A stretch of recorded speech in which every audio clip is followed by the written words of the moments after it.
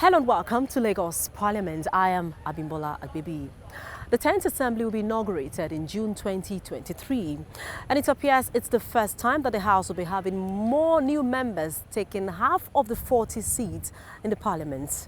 Now, just as the 10th Assembly warms up to begin legislative business, lawmakers-elect have received the certificates of return.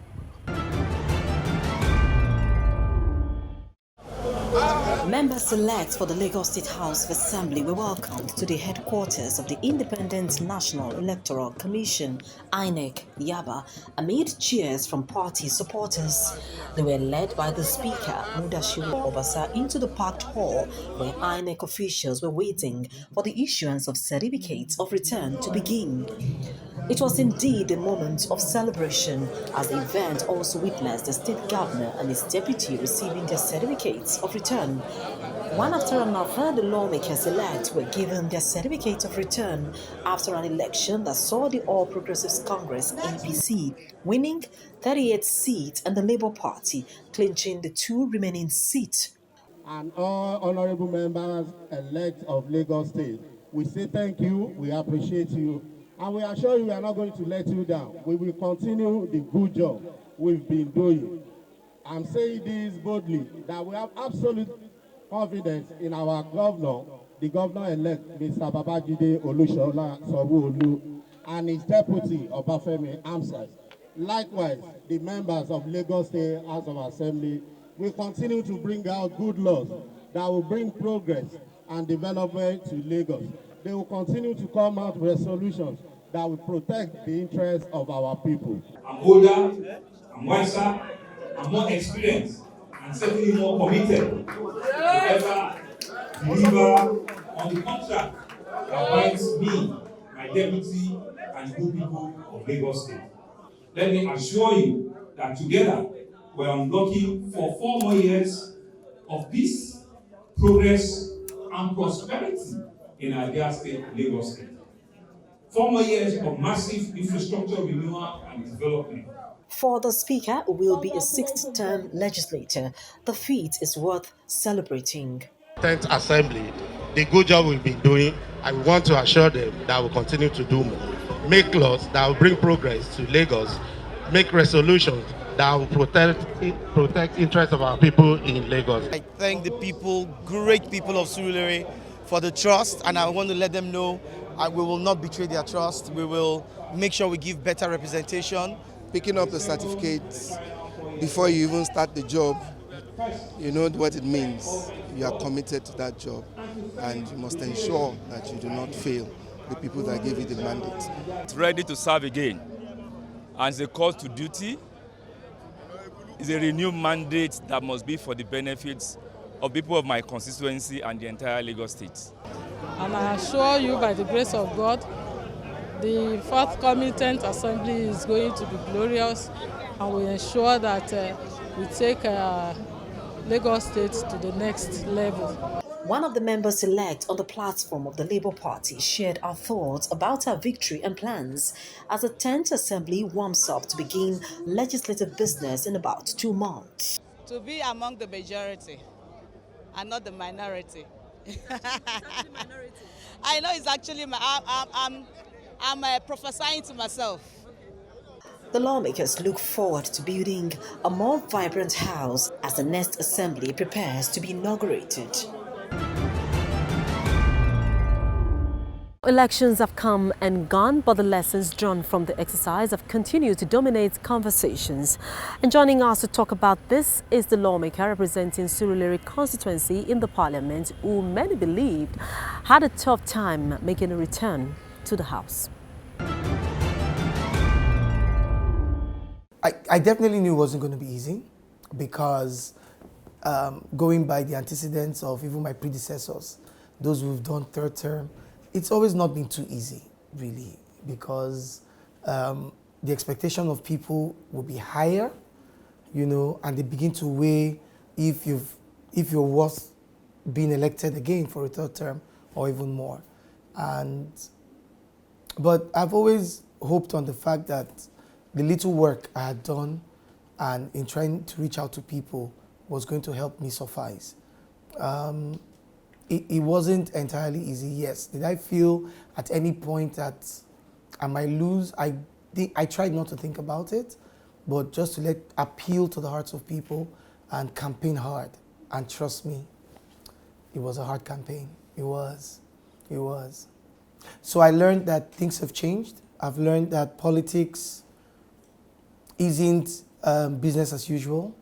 We should take it more seriously. I know where my gray areas were, and the best thing is to hit the ground running from day one. Just like Asiwaju said when he was asked, what would you do once you come in? He says, hit the ground running, hit it running, and keep running. So I'm just taking lessons from someone I look up to, and I hit the ground running. So immediately I was announced.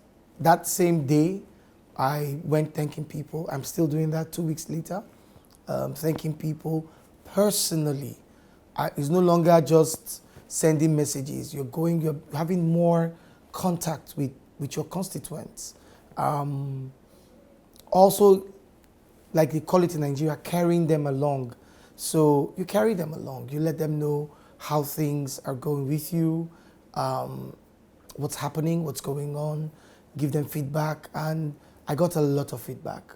And of course, the new demography that is out now, which is the youth. Working with them, letting them understand. And the truth is they do understand. So you let them understand where you're coming from and where you're going, and how government works, and whose responsibility is what. So there's a lot of lessons learned. And so I'm hoping in the next 3.5 years, I'll have a lot, to say I've learned, and I've made amends, and we have done the corrections we could do, and we've been able to represent our people well, helped in the development of the state and the country. That's the most paramount thing of them all. And yeah, I'm so glad to have come out a victor, and to have started, hitting the ground running. Most paramount on my mind is jobs, getting jobs, making sure that people are gainfully employed. And I know the government of Lagos State is seriously looking into it. Training and education. Everybody must have some form of education, formal or informal. So you're either doing vocation. So I think all our vocational institutions must be revived. If you don't, like they say in Nigeria, you don't have the head to carry English education. Then you have the head for some form of skill acquisition, vocational work, so that somebody has something he's doing. Then encouraging entrepreneurial businesses is highly important. The truth is, by the time you do this, there's circulation of funds. A lot of people are engaged. So before you can have time to do nothing, you're already tired from working. So these are things I'm hoping in the next few years, 2-3 years, the government of Babajide Olusola Sanwo-Olu would do. We at the State House of Assembly would support, and local governments as well would do their best. So to everyone, what the people are saying to us is think outside the box and provide, and we will try our best. But we must also understand that every sector is begging for a solution. So with the limited resources, you can't do everything. There's only so much you can do. But once we let the people understand that we are with them and we support what you're doing, I'm sure we'll have an easy fly. I'm not hoping that in the next 4 years I'll get all these abuses again. But in it all is lesson learned, and there were lots of things being misunderstood. So I hold no grudge. Okay, and I knew that the people I was answerable to primarily were the residents of Surulere, to whom I could show the things I was doing from the assembly and back home. I'm grateful to the great people of Surulere for the opportunity given me again to represent you, and to my Right Honorable Speaker Femi Gbajabiamila as well, And to every elected officer, to this we say thank you. Thank you so much. On Thursday, 30th of March 2023, the Independent National Electoral Commission, INEC, issued certificates of return to 40 lawmakers elect in the state just as the 10th Assembly warms up to begin legislative business. Now, we are going to have a 10th Assembly dominated by ruling APC with 38 members elect having seats in the Parliament. Now, out of the 40 legislators, 20 are first-time lawmakers. And joining us to talk about the implication of the composition of the new assembly on legislative performance is the former Speaker of the House, Right Honourable Adeyemi Ikuforiji. The 9th Assembly will wind down its activities in just a matter of weeks for the 10th Assembly to begin legislative business. And it appears it's the first time that we'll be having about half of the members of the House coming in as first-time lawmakers. Now, I needed to talk to us about the implication of this on legislative performance. We have 20 old members and we have 20 new members. It's good for the state as a whole. It's good for the building of democratic institutions. Look, the Lagos House is a house of 40. So if you have 20 returning members and 20 new members, believe you me, it's balanced. And I think the new members will catch up with the business of, the house within a short period. One of the things that my time was known for in the house was extensive exposure of members to best practices across the globe. We make members and the support staff to go for training, conferences, seminars that expose the whole house to best practices. And that actually took up to that point where not only in Africa, even people from across the globe, they acknowledge Lagos House to be primus inter pares. We had people come from all over to come and understudy us. And that was because of, the level that we were able to take the house to. And the President Speaker was a member of the house then, who was very close to me. I have watched the trend in the house in the last couple of years, and with him and other old members coming back to the house, they should be able to guide the house to attaining that level that will place it as the very first to reckon with in the Federation. There's this notion that, I don't know how true this is, that the longer a legislator serves, the better for the Parliament. Now, where do we place that, where we have 20 new members? I don't think so. When I got to the House, the 5th Assembly, we had 17 returning members. And there were 23 of us who were, green-ons.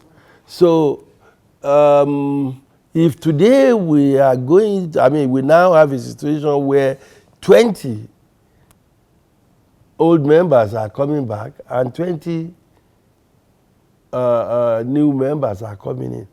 I don't see where that slack will be. I think they will be able to perform very well. Don't forget, look, a house is as good as 3 main components of the house: the leadership, the membership, and the support staff. If you have good leadership for the house, if you have good members and the support staff are good, you will have an excellent house. And in a situation where you even have a little deficiency in any of these three, if the other two are solid, then there is room for upward movement of the house. And yeah, I expect a robust house, and there shouldn't be no reason to worry about. You can imagine like the fourth house, where virtually everybody was belongs to the Greenhorn group. Nobody had previous experience of the legislature. The Dr. Mamora then, who became the speaker, was a medical doctor turned legislator, but he performed extraordinarily well. So you will not say because somebody did not have a previous experience. Some of us learn from watching others. Some of us learn from, being part of what is going on around the world. It's not. The legislation is not rocket science. It's not about going to Plato or to Neptune or Mars. It's one, the zeal, to common sense, and the love of the people, getting ready to serve and doing it properly. That's all. I will want members, old and the new members, to know that, yeah, the society is changing and changing rapidly. And Lagos is the cynosure of all eyes. The Lagos Assembly has always been that one that we say is above the common standard of excellence. The Lagos Assembly is the assembly to beat in the nation, and they should keep that. I mean, they should strive to build a viral institution. Make the Lagos Assembly the assembly of the people of Lagos, no matter how lowly placed they are, no matter how high and mighty they are. From the primaries, we've had even issues. We've had so many surprises. That's why you had, as many as, 20 or more old members not getting the ticket of the party to return. Well, good luck to those who got back, and good luck to the new ones. And I wish those who just left to join our group, former members of the House, the very best of luck in whatever else they are doing in life.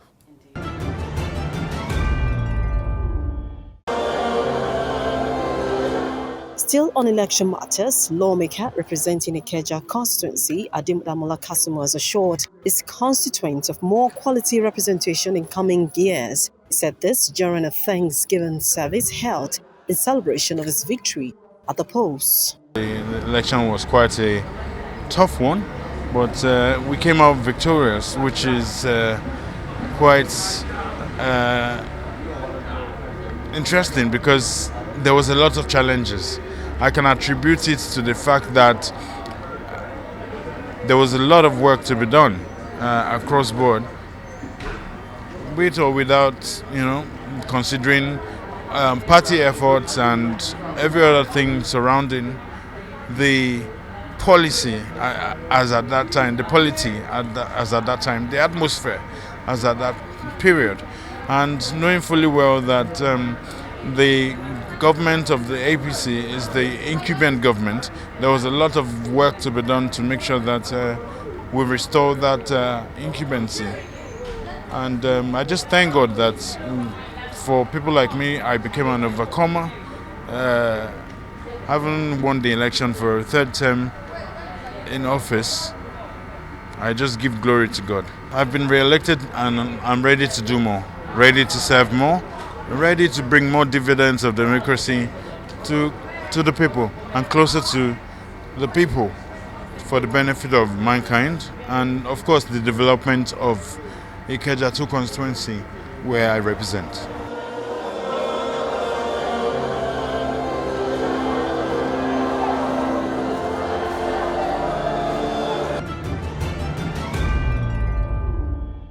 After fact-checking. Away from election matters, lawmakers in the Lagos State House of Assembly have summoned the Commissioner for Physical Planning and Urban Development, Honorable Paul Bangbushi, as well as the Special Advisor on Public-Private Partnership to provide information on certain contracts awarded without approval of the House. This is following an issue raised on the matter of urgent public importance by Honorable Nurini Akinsoya, lawmaker representing Mushi constituency. You can't put something on notice and expect it to stand. Cases of infractions spotted in some ministries, departments and agencies in the state have become a cause for worry for Lagos lawmakers. Many times contracts are said to have been awarded by the executive arm without a recourse to the House. One of such was raised on the matters of urgent public importance during plenary. After fact-checking the contract with the relation to the fiscal planning and other office public-private partnership, it was discovered that the contract with NL Nova Limited and many other PPP agreements were entered into without following the due process. Section 26 of the PPP. Certain contracts were said to have been signed by the State Commissioner for Physical Planning, Urban Development, and the Special Advisor on Public-Private Partnership without any ratification by the House. Mr. Speaker, once again, the trend needs to be curbed and discouraged as the law of this state as passed by this House must be duly complied with and enforced. It is my prayer that all the joint venture agreements that the Ministry of Physical Planning and Urban Development entered into with the private company under the guise of public-private partnership be put on hold, and that the Commissioner for Physical Planning and Urban Development and other relevant body be invited before this honorable House. I so submit. May somebody move. Condemning the acts, the lawmakers say such flagrant disregard for the rule of law by members of the executive must be addressed. Through the course of our meeting with the SA in charge of PPP, other MDAs and their heads, we have discovered that a lot, not one, not two, not three, under these MDAs have not met up with due processes when it involves PPP agreement. We cannot mention. We have them in the Ministry of Agri, we have them in the Ministry of Physical Planning, we have them in the Ministry of Transport, Ministry of Science and Technology, and even under Ministry of Housing, with other agencies under Ministry of Houses, like the Lagos State Property Development Corporation. We have so many of them. I think it is high time we did something about respective committees of the House to go back and check where we have such infractions in their respective committee and their agencies, and probably bring it to the fore and allows the House to rule on how to correct those perceived anomalies. Because I think if we are just dealing with the one that borders on physical planning, the ministry, without looking at other ones that transpired and other ones that will happen, I think it will be too much for us to contend as a people. We represent the people, and we must be part of those decision-making to guarantee the welfare and the future of an average Lagosians. So, Mr. Speaker, I want to say the officer who is involved in the perceived abnormalities and the contractor should come before the necessary committee of the House, and probably the committee should get back to the larger House. Mr. Speaker, I know the last administration, not this current one, had similar issues that had to do with, either signing ISPUs that didn't come back to the House for ratification, and many more. Mr. Speaker, the intention of the EPPS is very good. The intention is brilliant, and having to do a PPP project with it is also a brilliant idea. It is brilliant because it will help to move the state government further, and also to help to electronize, all the processes within the system and the government. Mr. Speaker, but it is important that laws that are made to govern and to direct these courses should be followed. We have the PPP law that is in existence.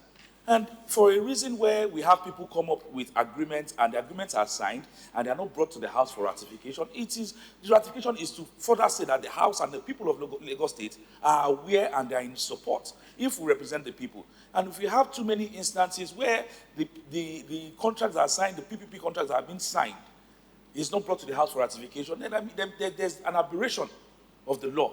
So it's either it is coming from either the GM, the PPP office, or the SAPPP office. All these contracts are supposed to be read through the office of the PPP and sent to the House for ratification. Mr. Speaker, I think it is also important that we should invite the GMPPP and the SAPPP, particularly the procurement office as well, that they put this together so that they can explain to us the reason why they keep omitting to come back to the House for ratification. While the lawmakers prayed that all contracts signed without the approval of the House be put on hold indefinitely, they also want the respective committees that oversee activities of these ministries and agencies to be more strengthened in order for them to carry out their oversight functions as expected.